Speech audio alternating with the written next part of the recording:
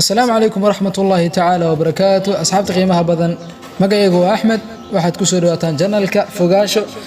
maanta barnaamijkeena waxa ku saabsan yahay dhiirigelinta ardayga iyo waxyaabaha horseedi kara ardayga inuu guuleysto sidaan ogsoonahay bisha soo socota Abriil waxa la qaadi doonaa imtixaanka national examination oo ay dawladda qaadi doonto sidoo kale waxa kale la geli doonaa imtixaanaad final oo dugsiga iskuulaadka laga qaadi doono waxaan jeclaystay marka inaan u soo gudbiyo ardayda imtixaanaadkaas galayso saddex qodob oo u suurta gelin karo inay guuleystaan ama imtixaanka natiijo wanaagsan ay ka keenaan okay aan bilaabano qodobka koowaad wax akhris ama akhrin badan wax akhriska ka dhigo mid aad xiiseyso oo aad jeceshahay oo joogto ka dhiga wax akhriskaaga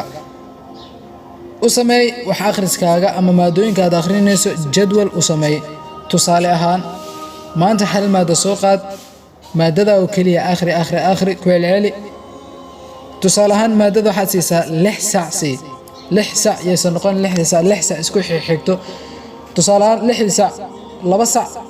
maadadaas akhri kadib ka tag waxa laga yaabaa inaad caajistid labada saac kale ee ku xigto u dhaxaysii shaqooyin kale aad qabsanaysid sababtoo ah 6 saac oo kaamil ma wada fadhin kartid labadii saac kadib u soo laabo hadana waqti yar aad wax ku qabsan kartid u dhaxaysii 6 saac oo kaamil waxba kuma xifdin kartid marka waxa kale isku daydaa casharooyinka aad qaadatay oo iskuulka lagugu dhigay ma ahan macluumaad kala raadi imtixaanaadkii hore loo galay 15 16 17 18 19 kuwa la qaaday macluumaad badan ka raadi sababtoo ah waxa dhici kara in imtixaankii hore loo qaaday in lagu soo isla ka wax laga soo bedelo oo kii hore lagu keeno leh way dhici kartaa waxay kale ku sii noqonaysaa wado aad ku gaartid kan wadada aad kaga fahmineed imtixaankii hore sida loo qaaday ardayda sida u galeen waxyaabaha lagu keenay aad ka fahmaysaa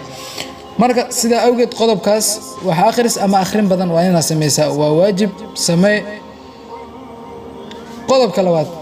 gaar la noqo maadada ma sha Allah waxaan ula jeedaa gaar la noqo maadada waxaan ula jeedaa yani maadada kaliyeed ugo yeesan jirin maadada wax ka mashquuliya tartiib ayada soo qaado meel fariiso maskax degan ku akhri ayadoo aad iska dhaadhicinaysid maadadaas inaad ka adkaan kartid iyo ayada ka adkaan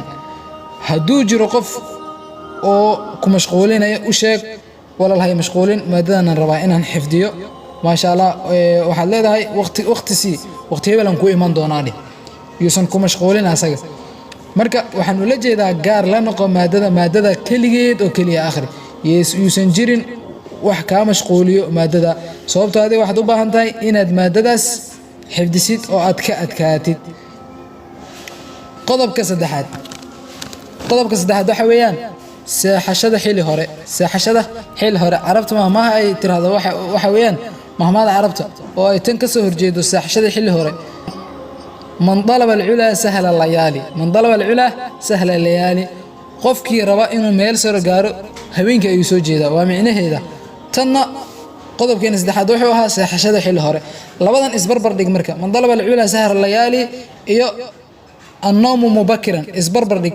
ميدا ku wanaagsan qaado hadaad jeceshahay seexashada xilli hore si aad suuxi u soo kacdo oo aad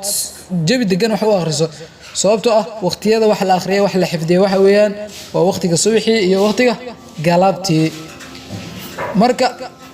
inaad habeenkii soo jeedo aad wax akhriso iyo inaad xilli hore soo soo kacdo suuxi salaada subax oo fajarkan aysan ku dhaafin oo aad casharkaaga iyo waxyaabaha lagaaga baahnaa aad u xifdiso seexashada xilli hore qaado marka ani midaasan kugu dhiirigelinaa seexashada xilli hore qaado okay man dalaba al-ula sahra layali ka tag marka because man dalaba al-ula sahra layali hadaad qaadato habeenkina soo jeegto waxa laga yaabaa inay ku dhaafto salaada fajarka xitaa marka saddexda qodob aan soo dulmaro wuxuu ahaa qodobka koowaad wax akhris badan ama akhrin badan samee qofkii wax akhriya wax badan fahmo si uu macluumaad badan u helo wax akhris badan sameey qodobka labaad waxaan dhaanay gaar la noqo maadada maxaan ula jeedaa yuusan jirin wax ka mashquuliyo maadada qodobka saddexaad ugu dambeeyay waxaan dhaanay seexashada xilli hore waa inaad ku dadaashaa si aad suuxi u soo kacdo jawi degan waa waqti kaliya wax la xifdin kara aroortii imtixaankii adoo bashaashan ma sha Allah oo firfircooni ay ka muuqato ayaad galaysaa hadaad ku dadaashid saddexda qodob ee aan ku siiyo waxa xaqiiqo inaad ka muuqan doonto top 10ka imtixaanka la soo dejiyo doono top 10ka waad ka muuqan doontaa insha Allah saddexda qodob sidee taa uga soo bax waxaad kale ku darsataa tala saarashada alle inaad ilaahay bariso inuu ilaahay kugu guuleeyo imtixaankaay markaad subaxii imtixaanka aysid waxaad tukataa 2 rakac oo salaatu duha ah ilaahay u bari waad ku guuleysan doontaa insha Allah barnaamijkeena inta ayuu ka ogyahay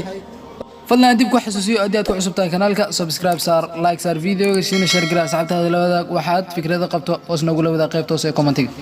السلام عليكم ورحمة الله وبركاته.